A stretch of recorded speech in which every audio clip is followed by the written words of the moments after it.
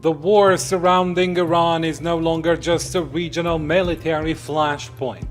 It has transformed into a defining test of diplomatic credibility for Washington, a severe stress test for the global economic architecture, and an urgent warning sign for every capital dependent on the free flow of energy through the Strait of Hormuz.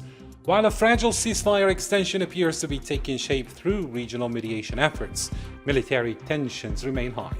American forces have reportedly intercepted Iranian drones near one of the world's most strategic maritime corridors, while diplomatic activity stretches from Washington and Beijing to Islamabad and beyond.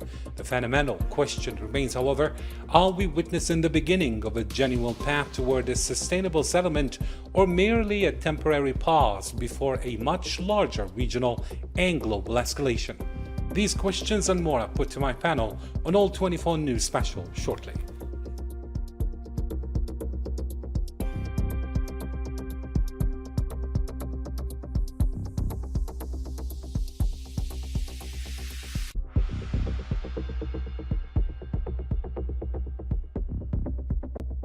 Hello there, ladies and gentlemen, and welcome to this special coverage on All 24 News with me, Karim Fazakari. And before we bring in our guests and begin the discussion, let's take a closer look at the latest developments in this report. Momentum for a deal to end the Iran war appeared to grow on Saturday as key mediator Pakistan said an agreement was closer than ever. In a post on X, Pakistani Prime Minister Shehbaz Sharif said the finalization is expected in the next 24 hours, adding that his country is preparing for the electronic signing of the peace agreement immediately afterward, followed by technical discussions next week. On the one hand, US President Donald Trump said in a Truth Social post that the deal is set to be signed on Sunday and that the Strait of Hormuz would open immediately. On the other hand, Iran's foreign ministry has not specified a date, though it has not ruled out the possibility that the signing could take place in the coming days. This is not the first time announcements have been made regarding a potential peace agreement between Iran and the United States. If confirmed, however, it could finally break months of impasse and contradictory statements, paving the way for a breakthrough between the two longtime adversaries. Accordingly, the proposed memorandum of understanding is set to include the reopening of the Strait of Hormuz and the lifting of the U.S. naval blockade. Meanwhile, the more contentious issue of Iran's nuclear program would be addressed at a later stage. Nevertheless, this conflict has repeatedly shown that nothing can be certain, as both sides have maintained their positions from the outset, and neither Tehran nor Washington appears willing to make concessions. Iran's Foreign Minister Abbas Araghchi told Iranian state TV on a Friday evening interview that the nuclear issue is postponed to the final agreement stage, saying some of the proposals being put forward were, according to him, unacceptable. The main obstacle of the implementation of the agreement now remains the Zionist entity, which continues its aggression in Lebanon. Tehran, for its part, insists that the withdrawal of the Zionist forces from Lebanese territory is a prerequisite for any deal with Washington. All right, let's bring in our guests. Joining us tonight to examine these questions are four distinguished guests. Dr. Matteo Mohammed Farzani, Chair of History and Political Science Departments at Northeastern Illinois University. He joins us from Chicago. Hello there, Professor, and thank you for agreeing to be with us. Good seeing you, Karim. And also we're joined by Dr. Saran Tarkani, Assistant Professor at Hampton University in Virginia. Hello there, Professor. Thank you for being with us. Thank you. Pleasure. And we're also joined by Dr. Irfan Raja, geopolitical analyst and media professional. He joins us from London. Hello there, Professor, and thank you for being with us.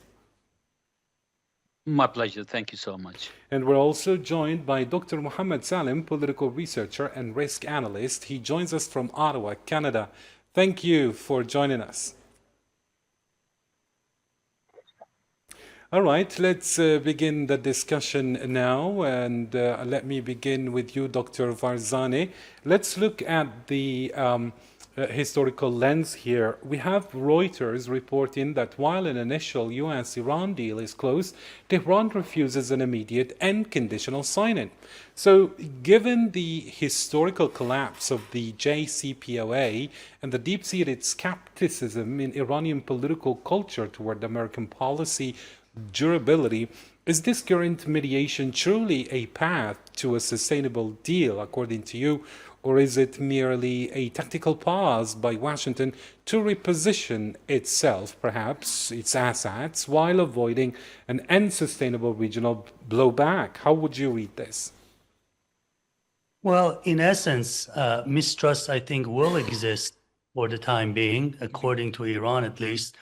It does not, in any shape or form, the Iranian government trusts the United States, and that is, like you mentioned, historically well put. Iran engaged in the JCPOA, that was one of the longest negotiations, historically speaking, between Iran and European powers and China. But that led to a disappointing canceling of the JCPOA back in 2018 during the first round of President Trump's administration. So in some aspect, mistrust, I think, will exist. The only way that this mistrust could be addressed in some ways, in some degree, is by United States showing some sort of good faith that it is serious. United States is serious about peace and stability in the region. Mm-hmm. And here, let me turn to Dr. Saran Tarkani. Dr. Saran, both Washington and Tehran are dropping hints of diplomatic flexibility, yet institutional friction remains absolute. From your perspective, within the American academic framework, what is the core structural obstacle inside Washington? Is the American foreign policy establishment so hostage to hardline domestic lobbying and Israeli strategic priorities that it can no longer execute a pragmatic, realistic deal, even when its own military command warns against a wider war? In my opinion, the obstacles are more than just one. So it's more than just a lobby. As you know, the internal politics is pretty much polarized. So that makes any gain by any opposite party will be a defeat for the other party. So by this, we mean any win for the administration will be a defeat in the November election for the Democrats. So that is one thing we should read beyond the lobbying. We know the impact of the Israeli lobby is very strong because this issue is directly related to the security of the Israel. But don't forget that today there are other countries that also lobbying directly or indirectly for their own security, including Gulf countries, because this conflict showed us how vulnerable those countries are and how they can be, let's say, security-wise insecure when it comes to such conflicts. And in the United States, if you look at an academic perspective, we know there are many factors for that, that there's no much of the flexibility. As I said, the zero-sum game between those major political parties in the United States, and also within the administration, there are also disagreement whether we continue the war or whether not. So also it's related to the how realistically we can measure the gain, because it's all about the gain, how much we don't lose when we negotiate. Because in current position, neither parties, no Iran, neither the United States are negotiating in the strength position. So that's make it being, even though they are flexible, but the flexibility for both sides, for Iran and the United States, are under the pressure. For United States, under the let's say local pressure by voters, by the supporters of the administration, and also by the lobbies, which included more than just Israel. We have a Gulf countries. We have also other regional powers that interested in this. Mm-hmm. And now let me turn to you, Dr. Irfan Raja. The latest updates indicate that a fragile ceasefire extension has been aggressively facilitated by Pakistani mediation rather than Western bloggers. What does it say about the shifting landscape of international legitimacy when regional middle powers in the global south are the ones successfully engineering diplomatic lifelines, while Western powers, on the other hand, are viewed primarily as the suppliers of escalatory military pressure? Well, thank you very much for asking me a very important question. If you see about the global south, it is the global south that is suffering for a number of years. And I'm talking about the American war on terror that all alone killed 500,000 people in Iraq, Afghanistan, and Pakistan. So I can understand the Pakistanis and supported by the Chinese and other global South powers to settle down this issue, because that region, Middle East, global South, all over, they have been suffering. They have been a victim of the American wars and their allies in the West. So if you see despite a massive power, the Chinese have not invaded countries or intervene in regime change operations or launched any other sort of operations in other countries, which means they are with a view of the soft diplomacy. Here we see it's 40th time we are hearing all about deal is about to sign, and yet most of the time it's by America that the Trump announces one thing in the morning, and in a couple of hours' time, the other breaking news appeared that the Iranians are misbehaving. So, although I would say it's a wishful thinking by ordinary people across the globe, including the Western capitals, that it should be signed tomorrow, as you said in the intro. But having said, because war is a business, as I already mentioned last time as well. And I see, although I wish, like many people, for peace, but anything can be expected. As in the past, we have seen assassinations during the final round of talks. And so anything could be possible. There's no denial about it.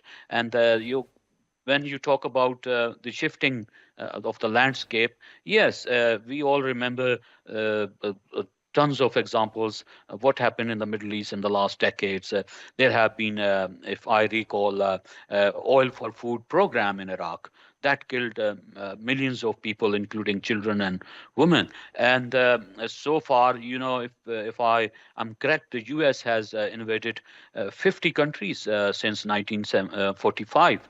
So that's why the trust, as the professor already mentioned in one of your guests, the trust on America and the West is decline, and that's why we have been witnessing a global South, I would say 2.0, is moving away, and we have now platforms like BRICS, where this all sorts of diplomacy is happening, and this change has its roots in changing geopolitical and economic conditions, where Western supremacy is still significant, but no longer appears to be absolute. So, in short, now I would say that China is still a largest trade partner of Africa.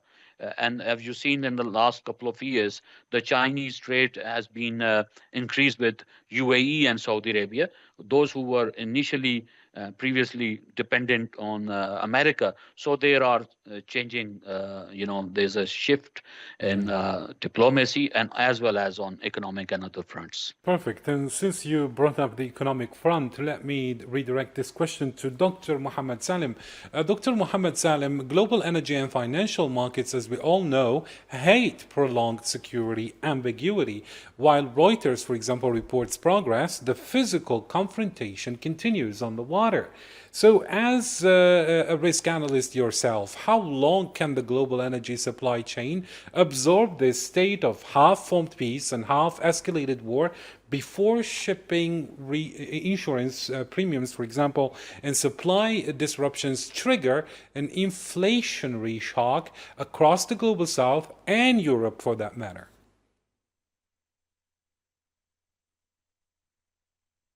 Dr. Mohammed Salim, are you with me?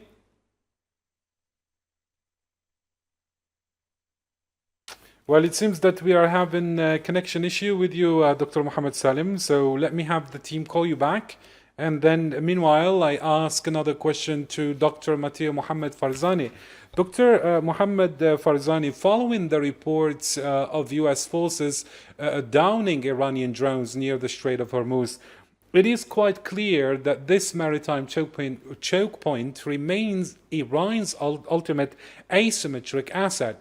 Looking at Iran's military and geographic posture, has Western naval dominance been functionally neutralized by the reality that Iran can completely disrupt 20% of global petroleum liquid consumption without firing a single conventional missile? Well, I think that's an easy question, and it has an obvious answer, and that is by virtue of the United States effectively as the mastermind of the February 28th war, the joint American-Israeli operation against Iran. They haven't been able to bring down the regime, if that were the case, which apparently it was with the January protests and the support that it got from the United States and Israel mainly.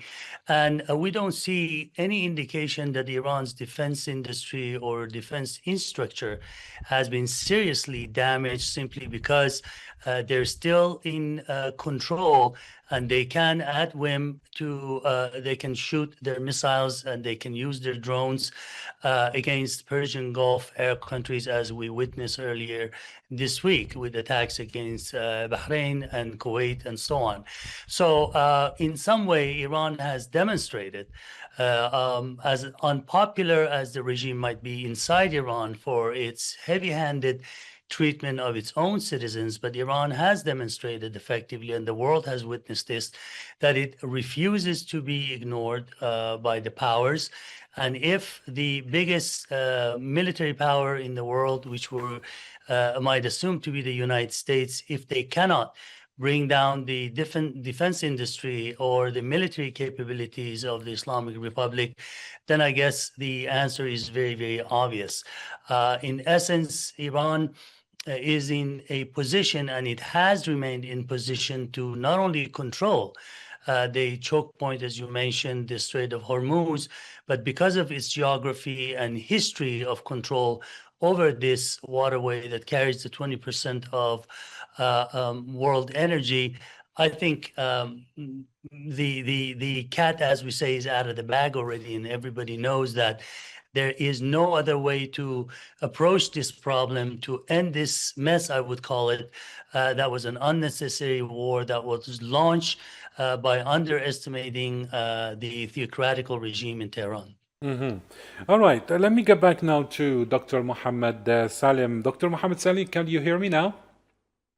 Yeah, I can hear you. Perfect. Dr. Mohammed Salim, I was asking you about global energy and financial markets, which actually hate prolonged security ambiguity, which is the case now. While we have reports from Reuters, for example, talking about progress, the physical confrontation continues on the water. So as a risk analyst yourself, how long can the global energy supply chain absorb this state of half-formed peace and half-escalated war before shipping insurance premiums and supply disruptions trigger an inflationary shock across the global south and Europe for that matter? I mean, we have seen that the prices of the oil and the prices of the insurance and the shipping already increased, but now maybe there is a kind of balance. This balance actually is reflecting this situation, what you mentioned about this. The parallel between the diplomacy and in the same time, meanwhile, we see also clashes between the two sides. So there is a kind of environment of, there is expectation that, of course, there is a deal will be done, especially that the President Trump all the time is talking about a deal. And it was actually clear that when the President Trump prevented Benjamin Netanyahu from continuing targeting or the airstrikes against Lebanon, that there is a serious intention from the President Trump that the Americans, of course, they need this deal, and President Trump is serious about this deal. And as I think one of your guests mentions, the issue that maybe in the first time the Americans maybe according to some reports, they were decepted by the Israelis that this will be an easy task. They will go and change the regime, as what happened in Venezuela, but it was difficult. And now we are here we are. So I think that the prices now is reflecting the current situation, which is not, I mean, the prices are higher than usual, but as far as we are going to see a deal, and I think we can see more moderate prices, but this will take time gradually. We are not seeing that happen directly. And if any also escalation, which is low possibility now, but still we have the possibility of escalation again, or I mean, reopening the situation of going back to the war. This will, of course, make the prices much higher, which affect, of course, the oil, not the oil prices also, but also the food security and the food commodities. Still within the same line of thoughts, now let me turn to Dr. Saran Tarkani. Dr. Tarkani, a recurring critique among realism scholars at think tanks like CSIS is actually that military pressure cannot solve a structural maritime geography problem. So if Washington's strategy relies on coercing Tehran, yet its own economy remains inherently vulnerable to a shipping collapse in the Gulf, is the US essentially fighting an unwinnable battle where its own escalatory actions directly harm its Western allies in Europe far more than they damage Iran? In my opinion, this war is more than just firepower war. It's not about the weapon. It's not about military strength. It's more about the strategic attacks. We learned from the Ukraine war with Russia that the drone is very effective, and the strategic location of Iran on the Hormuz Strait is very significant because they can actually harm the maritime shipment. It's not about where the United States can only rely on coercive power, because it's unrealistic. United States already tried, and it's not ultimately very effective. So the other side of this calculation is how to reduce the risk, because Iran's strength is they can create the risk, and all panelists always talked about that too. It's not about how United States can use its brute force to submit, let's say, Iran. It can actually, United States can use just blockade if doesn't care about its allies like Europeans and other countries to be hurt economically. They can blockade, and that blockade means it hurts Iran as well. And if Iran unable to sell its oil for several months, its economy will collapse as well.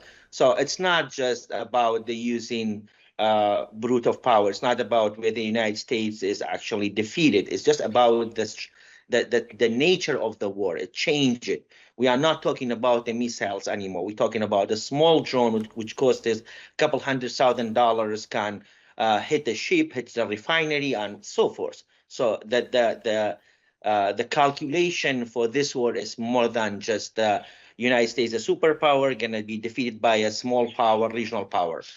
We already know that United States has much more cards on its hand, can use it, and one of them, as I said, it can be blockade. But the United States administration is under the tremendous pressure inside by the Democrats and by the other Republicans that trying to end this war by any costs. And by any costs means the United States, as we read, even let's say turn its back on its regional allies in the Gulf countries and even Israel and other small nations. So the question is not where the United States can solve this problem by military force, because it cannot, but where the United States can use its own cards, which one of them is blockade. All right, let's talk a little bit about the legality now. Dr. Irfan Raja, let's confront the double standards head on like we used to do in other shows. Western capitals speak loudly about the sacred rule of international law and freedom of navigation when it concerns Western flagged vessels, that is, or commercial ships linked to Israel. Nonetheless, we don't see the case. For example, why is this legal fervor entirely absent when Western sanctions actively seek to block Iranian oil sales, or when Israeli operations strike regional infrastructure? How does the Global South, according to you, interpret these highly selective invocations of international maritime law? Exactly what you said. Double standards are evidently present, and it's not in case of war on Iran. We have been witnessing it, the double standards by the Western powers for long decades. If I recall the statements by the Western leaders soon after the first round of war last year between Iran and Israel. Soon after the Israeli attack on Iran, the Iranians retaliate. And the first, the statement came from the British Prime Minister, Keir Starmer. If you listen, he said that he utterly condemned Iranian regime attack on harm innocent Israelis. But he never used the same language about the ongoing genocide. Even at first point, they won't agree that it is a genocide, which is a genocide by all means, and is being admitted by the mainstream top Jewish professors and journalists. And then there was a U.S. Vice President Kamala Harris. She at that time said that Iran is a destabilizing dangerous force in the Middle East. And in fact, it was Iranian retaliation killed no one. And this is present on all media in Israel, which is good, actually. All human lives are same. That's what our belief is. However, on the same day, the Israelis, they attacked on Lebanon and they killed 1,000 people. 1,000 people. And in that 2 weeks, and within those 2 weeks, there was almost 1 million people who was being displaced. But those leaders in the West, as I gave you example of Keir Starmer and Kamala Harris, if you look, they did not say a single word about Lebanon. They were silent. And just this morning, I was listening to Tucker Clarkson, his debate on Lebanon. And he was talking to journalists there, and they were discussing how Christian communities have been, living under this constant threat, and how the churches are being demolished by Israelis, the way they are killing and spitting on Christians and all that. But the Christian world, the Western world, is silent. So that's double standards. And this is not me all alone. Their own people in the Western capitals are saying it loud and very clear. I would like to bring one more example, since we are talking about Lebanon. Back in 2015, there was bomb attacks in Paris and in Beirut within a difference of hours. So these examples still exist, that the Paris attack was all of a sudden the Facebook ran facts like safety check, be safe, while about Beirut, nobody cared. And I'm one of those that closely watch those news. There were many people who the one who killed and injured were Christians. But since the Christian world or the Western world is silenced because they can't say anything about Israel. Anyone who dare to say anything about Israel would be classed as anti-Semite or they might lose their job in the media. And there's no one. There are scores of examples of people losing jobs in academia and media, and no one can deny this. It's a fact. It's not a fiction. So yes, you are very right. There have been scores of double standards, and even these double standards ran in their words and phrases in the media. We have phrases like Operation Iraqi Freedom, Operation Enduring Freedom. Well, when people stand up and talk about freedom of their liberty and their freedom of saying things, for example, a protest which is going on in Western capital for pro-Palestinian protest is just against the oppression. But the moment people talk about this, scores of videos, people are being, arrested by the police for what? And we don't hear anything.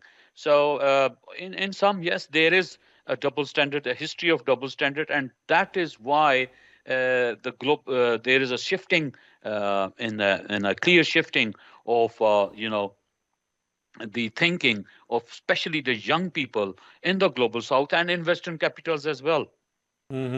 Amazing. And all this volatile situation is going to lead us to more instability. And here, Dr. Mohammed Salim, if I may ask, regarding the tensions, if they continue around Hormuz and they escalate further, what would be the first major casualty, according to you? Would it be energy prices, shipping routes, investor confidence, or economic stability in developing nations? I think all what you mentioned, actually, they are a chain, so they are affecting each other. So there will be a kind of reaction of chain, and we have seen that. So first of all, the shipping prices and the insurance prices will be higher. This will automatically affect the prices of oil and the prices of everything, as the oil, we know that the oil is part or an important part of industry of everything, or even shipping everything. And also we should not forget about the security of food security, as also the Strait of Hormuz is affecting the shipping of fertilizers. And we have a kind of this crisis, I mean the food security. So eventually the effect of all of that will be on the developing countries, or the most poorest country. The poorer countries will be affected more than the other countries. They cannot afford the prices, the oil prices. So generally speaking, all of this chain, and as we know that the global markets are now all linked together. And what we have seen, actually, it's maybe one of the crises that can lead to think about changing the structure of the markets currently. But also there is a side here that I think also the Americans are benefiting from it because the Americans now are the greatest exporter of gas and oil. So part of the lobbying forces actually are benefiting from this situation. And part of what this crisis actually, although that we know that even in the United States or in Canada, in the North of America, they were affected negatively also because the prices of oil affecting all the people and affecting and consuming the capital of the President Trump. However, we should not also forget about that some forces apparently is benefiting from this rearrangement of the oil distribution. Particularly, we know that the President Trump went to China and he tried to press on China to import also the American oil. Mm-hmm. So maybe this is an important point also to highlight, that this crisis also shift the power a little bit regarding the oil and regarding the energy. The United States tried to dominate the market of oil, and this is one of the reasons for that also, maybe to try to contain China. So this is one of the steps that or started, or let's say this chain of steps started maybe when also the United States changed the regime in Venezuela, because also Venezuela, we know that they were exporting the oil to China, and we know that the Iranians, or Iran, is maybe most of the oil is export to China, and China is dependable on the Iranians. So this is one of also the side part of the plan that the Americans maybe try to do, which is control even the supply chain to China, because there is this is the rivalry or the competition on the global aspect or the global dimension between China and the United States. However, apparently the United States did not manage to succeed in doing that, and they didn't manage to change the regime. Now the Trump administration, even what is said now by the experts, that this deal maybe is not even better than the deal that held by Obama administration in 2015. So going back to this deal, this also put Trump administration in embarrassed position even. Amazing. And I'm glad actually you mentioned, Mr. Mohammed Salim, you mentioned the Trump-Xi summit. And here I would like to ask Dr. Matteo Mohammed Farzani about that. Dr. Mohammed Farzani, Donald Trump's highly anticipated visit to China and his summit with Xi Jinping reportedly yielded very few concrete outcomes regarding the Iranian conflict, like we were just listening from Dr. Mohammed Salim. So, Mohammed Farzani, historically, China has maintained a policy of strategic ambiguity in the Middle East, balancing its ties with Iran, Saudi Arabia, and the West. So, does this lack of a joint US-China breakthrough show that Beijing is actively content to see the United States bleed its strategic resources and diplomatic credibility in an unpromising war over Middle Eastern hegemony? Well, there is undoubtedly China enjoying this misery that United States is experiencing, because it had thought that it can bring down the Islamic Republic in a matter of a few days or a few weeks by heavy bombardment in the American-Israeli joint operation deemed what they call Epic Fury. So no doubt that the Chinese are enjoying this. At the same time, too, like Dr. Salim was mentioning, China receives a substantial amount of its petroleum needs and petrochemical needs from Iran that goes through the Strait of Hormuz. And I think history will show in a few years, maybe in a few decades, how much China could gain or lose from staying, as you say, quiet about its strategic plans and how it might be helping Iran. And there's some indication that China, although it's been quiet and it hasn't given the impression that it wants to play a role like a police state as United States have in Southwest Asia, but there are some indications that not only the Chinese, but also the North Koreans and Russians have all been helping Iran with intelligence and what have you.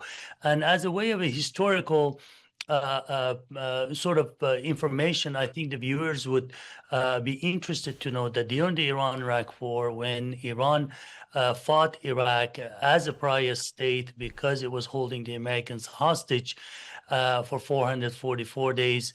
No country that we know of, even today, after 40 some odd years of the beginning of that war, helped Iran, other than at that time, China was not in a position to help Iran to the extent that it can now. And then you had the Soviet Union that was backing Saddam Hussein at that time. So the only country was actually North Korea that was supporting Iran. And at the end, it proved to be very, very helpful in the formation of a native a defense industry in Iran that's been quite successful, as we can witness today.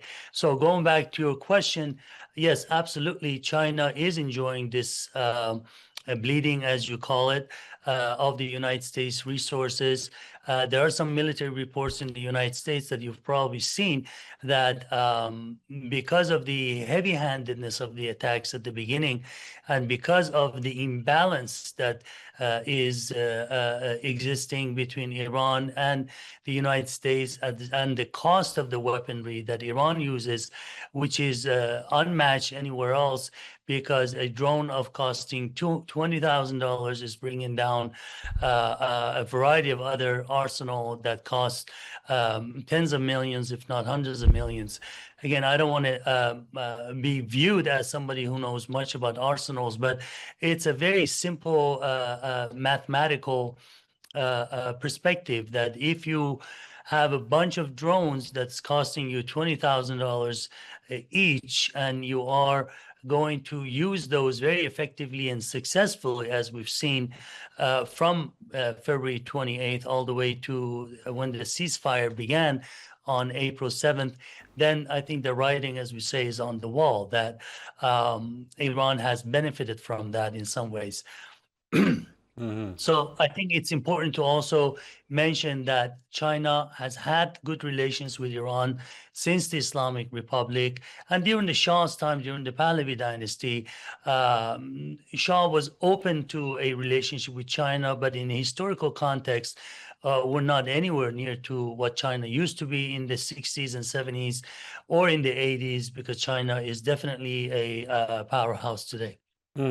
Amazing. And this leads me to the next question, Dr. Soran Tarkani. A prominent debate inside the American establishment suggests that Iran has become a key element in the broader US-China rivalry over trade, technology, and Taiwan.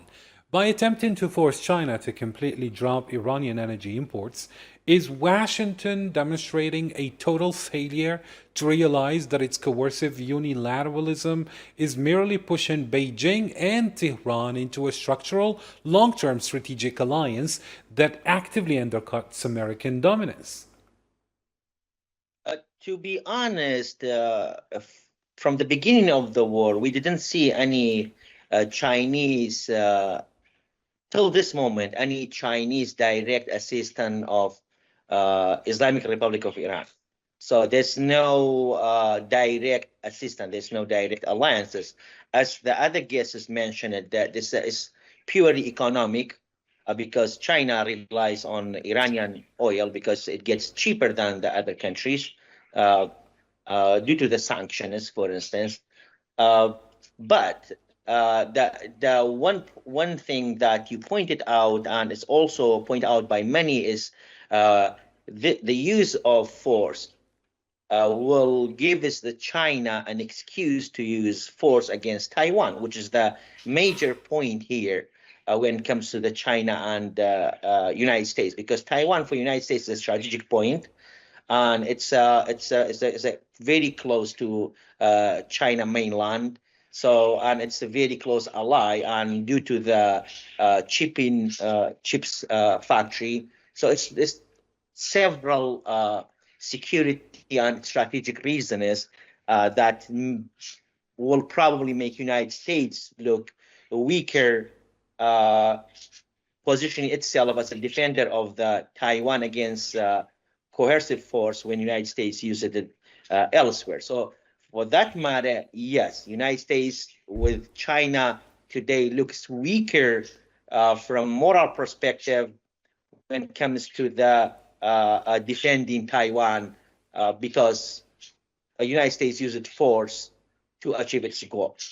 So for that matter, yes, it made the United States look weaker. But don't forget that the Chinese relationship with Iran, as we said, is more economic. And China also has a lot of economic interests and incentives in other Gulf countries, which now they are on opposite side of this conflict. For instance, China has a lot of investment in Saudi Arabia.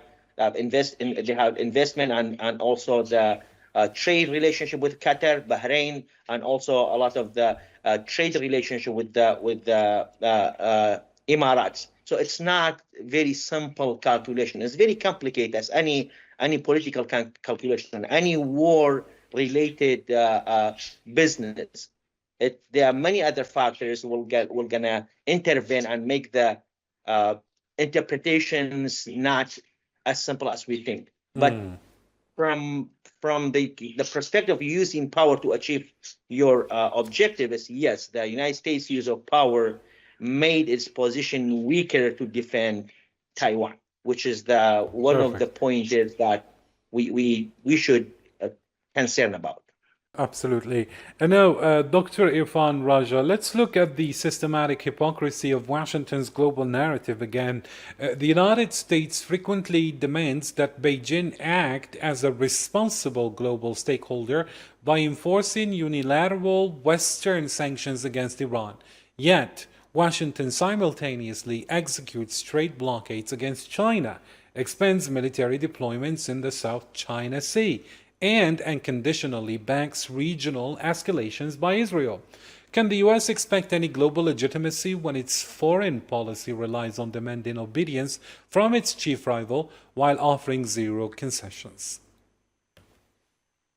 Exactly. As you mentioned, this is a hypocrisy of its a huge hypocrisy in a sense because the U.S. is isolating itself because of its foreign policy, which is unfair and oppressive, in a sense because the U.S. sanctions on Iran is like punishing the whole nation, and whilst for the same crimes, I would say, when I use the word the same crimes, what America see the Iranians as crime against humanity, but they are silent about the ongoing genocide. So there are no kind of sanctions, unconditional support continues to Israel, but at the same time, they're talking about China and Taiwan. So that's why in the recent visit, President Trump's visit to China, it was failed because the Chinese did not want to hear any words about Taiwan, which is, they say, is part of China. So, and the Chinese have not attacked, by the way, any nation. Like as I said earlier, the Americans have so far attacked 150 nations. And look at the Middle East. There's war after one and another, and it's going on. We don't know, perhaps, in the pretext of Greater Israel, which country is the next target. So here we are talking about a deal, and which we hope will sign tomorrow. But no one can assure, no one guarantees, because it's all these part of the Greater Israel project. So the U.S. has somehow its foreign policies have keep it like an isolation. And as you know, there's a lot of debates, particularly about the civil war in America is going on, which the media is outside America is not discussing, because the Americans are so busy in lecturing and in other countries and in sorting out problems in other countries, what they see as problems, but they're not paying attention to what is going on inside America, where people are, as your guest mentioned, this blockade is not only affecting the people in Global South and in the West, it is also affecting the daily life of ordinary people in America. That's why all the recent data says the people are against this war, and there is a lot of loud voices coming up from America that that America is fighting the Israeli war. And you see, from Venezuela to Iran, the story of America is simple. It's thieving other countries' resources. And the American leading professors, I'm talking about Jeffrey Sachs, and I'm talking about John Mearsheimer.